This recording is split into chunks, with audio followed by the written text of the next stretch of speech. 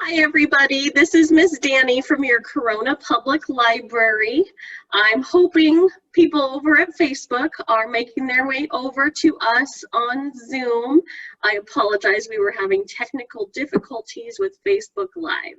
But here we are, and hopefully you'll see this even as it's recorded with our wonderful community partner, Diverse Perspectives Book Club.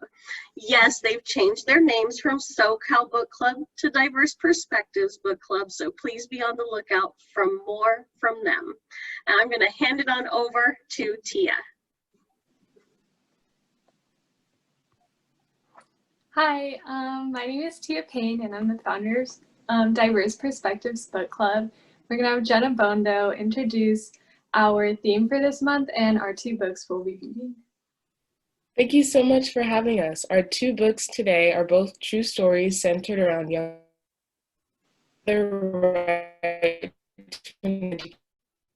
Even though these books take place in very different cultural contexts, they both highlight the empowering impact that an education can have on girls' lives. First up, please welcome Tia Payne reading Ruby's Wish. Hi, so this is Ruby's Wish by Shirin Bridges. Ruby's Wish.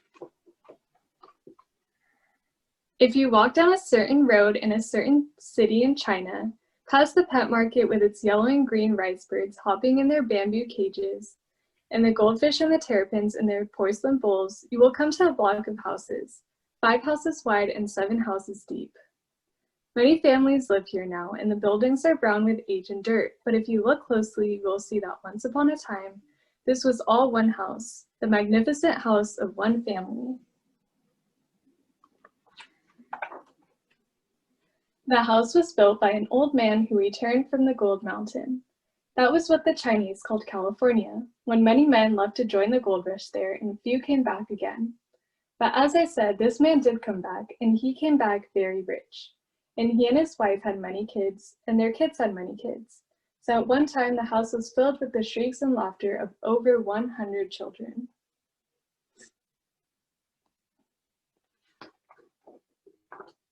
Amongst these children was a little girl that everyone called Ruby, because she loved the color red. In China, red is the color of celebration. On New Year's Day, children receive red envelopes full of good luck money. Brides wear red on their wedding days, but Ruby insisted on wearing red every day. Even when her mother made her wear somber colors like all her other cousins, Ruby would tie up her jet black hair with red ribbons.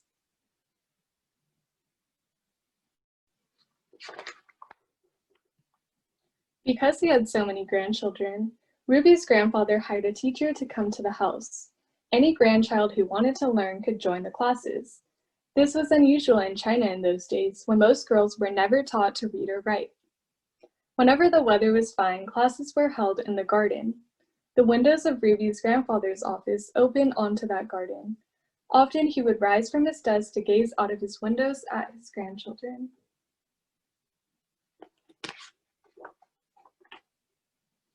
One day, Ruby's grandfather looked down from his window to see the high white wall of the garden plastered with calligraphy. His grandchildren had been practicing their handwriting. Ruby's grandfather laughed to see that many had smudged ink on their hands and faces.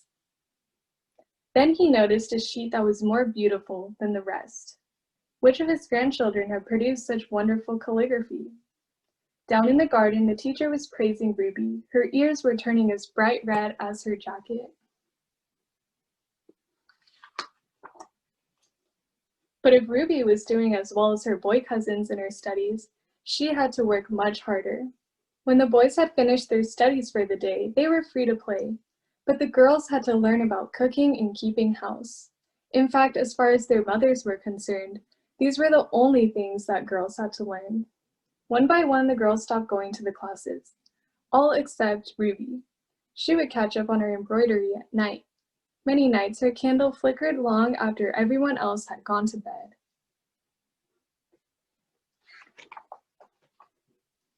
One day, the children were asked to write a poem.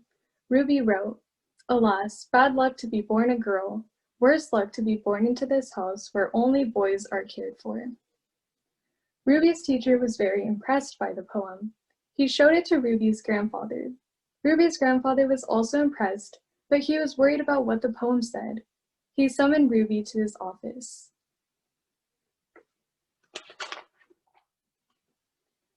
Ruby found her grandfather sitting in his chair, his poem spread open on his desk. "Did you write this poem?" asked Ruby's grandfather. "Yes, I did, grandfather," answered Ruby. "Do you really think that in this house we only care for boys?" "Oh no, grandfather," said Ruby, very sorry that she had upset him. "You take good care of all of us, and for that we are all grateful." "Little Ruby," her grandfather said gently, "I really would like to know why you wrote this poem. How are the boys better looked after?" "Well," said Ruby, trying to think of a small, unimportant thing. "When it's the moon festival and we are each given half a mooncake, the boys always get the half with the yellow moon yolk." Said her grandfather, as if he was still waiting. "Is that so?"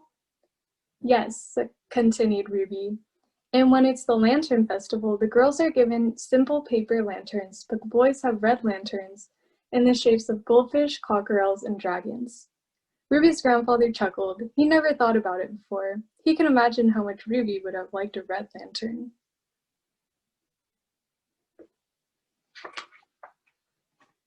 "But most importantly," said Ruby, staring hard at her red shoes, "the boys will get to go to university, but the girls will be married." "Don't you want to be married?" asked her grandfather. "You know, you are very lucky. A daughter of this house can marry any man." "I know, grandfather," said Ruby, "but I'd much rather go to university." Ruby's grandfather touched her hair. "Thank you for talking to me, Ruby. Go on with your lessons. Make the most of them while you can." So Ruby went on with her lessons.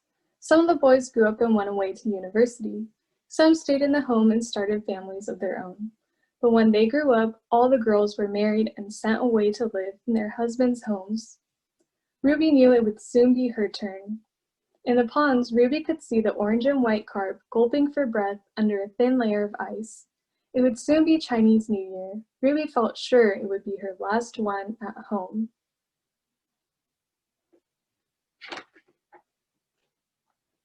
On New Year's Day, Ruby put on red velvet shoes and tied red ribbons in her hair.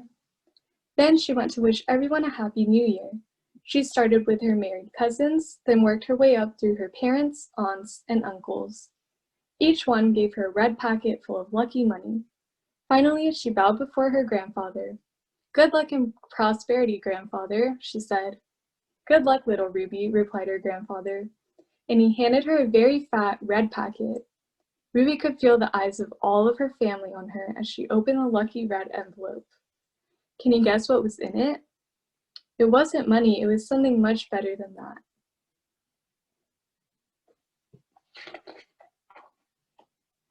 It was a letter from a university saying that they would be proud to accept Ruby as one of their very first female students. So that's how Ruby got her wish. It's a true story. And how do I know this? Well, Ruby is my grandmother, and every day she still wears a little red. And that is the end. Next, I'd like to introduce Sneha Karat with Malala's Magic Pencil by Malala Yousafzai. Malala's Magic Pencil by Malala Yousafzai, illustrated by Kara Scout. Do you believe in magic?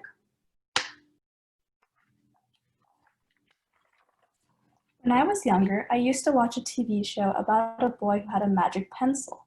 If he was hungry, he drew a bowl of curry, and it appeared. If he and his friends were in danger, he drew a police officer. The boy was a little hero, always protecting people who needed help. How I wanted a magic pencil too.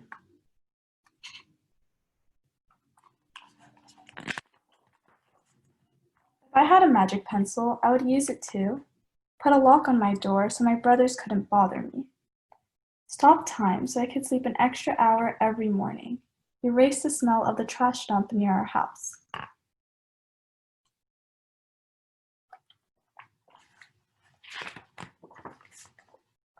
And I would use it to make other people happy.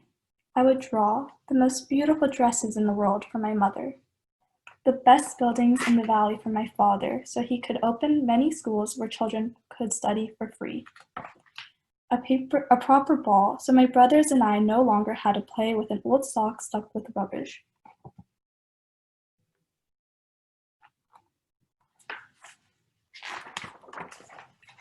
Every night before I went to bed, I wished for a magic pencil of my own.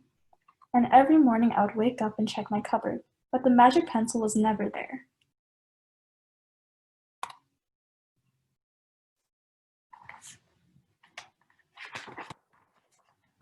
One day, I was throwing away my potato peels and eggshells at the dump. I was wrinkling my nose, swatting away flies, and making sure I didn't step on anything dirty in my nice shoes, when I saw a girl about my age sorting trash into piles. Nearby, boys were fishing for metal scraps using magnets on strings.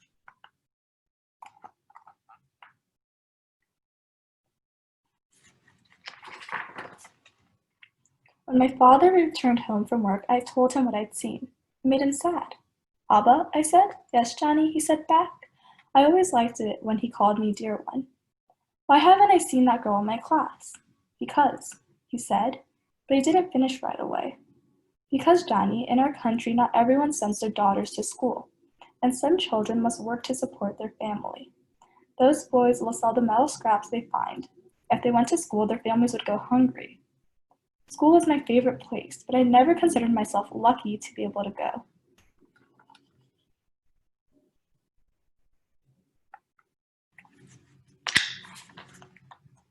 My father had always said, "Malala will live free as a bird." Now I wondered how free I'd truly be. That night I thought about families who didn't have enough food, and the girl who couldn't go to school, and even about how when I was older, I would be expected to cook and clean for my brothers, because where I came from, many girls weren't allowed to become what they dreamed of.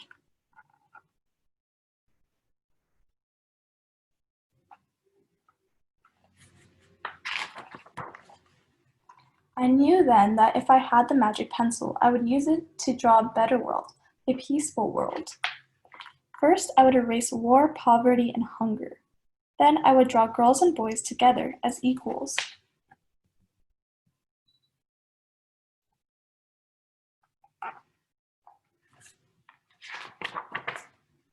Over the next few years, instead of wishing for a magic pencil every night, I worked hard in school every day. I wanted to be one of the top students in my class.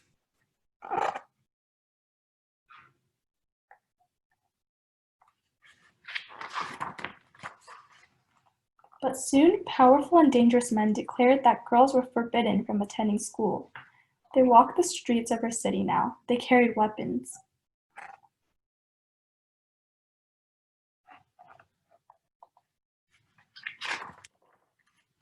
One by one, girls stopped coming to school. "Abba, where are all the students?"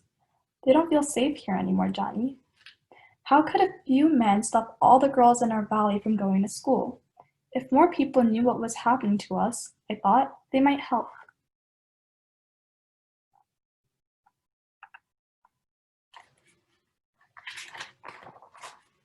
Wishing wasn't enough. Someone needed to speak out. Why not me? I wrote about what it felt like to be scared to walk to school and how some of my friends had moved away because of the threat that they faced in our city. I wrote about how much I loved school and how proud I was of my uniform.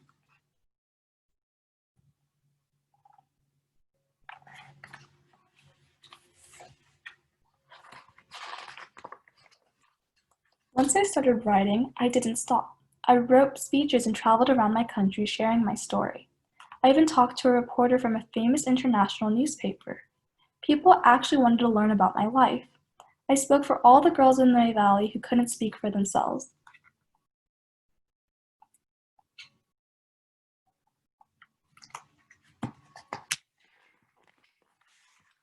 My voice became so powerful that the dangerous men tried to silence me, but they failed.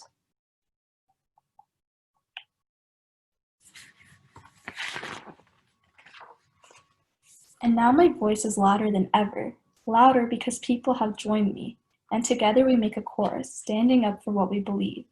We raise our voices for those in need, help people in danger, even if they are an ocean away. Think of the world as a family.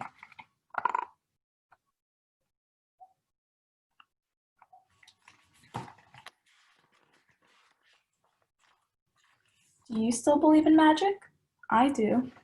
I wrote alone in my room, but people all over the world were reading my story. Millions now know it and help me spread my message of hope. I had at least found the magic I was looking for, in my words and in my work.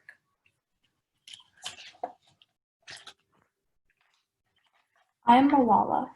I've always wished I could make the world a more peaceful place, and every day I work to make my wish come true.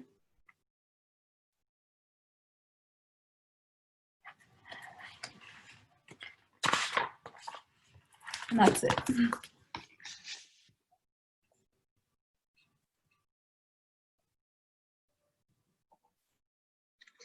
Thank you so much, Diverse Perspectives Book Club, for another lovely story time. And please, if you are a teen or an adult out there and are interested in having a dialogue with others in the Diverse Perspectives Book Club, they are meeting on September, I almost said December, woo! September 26th.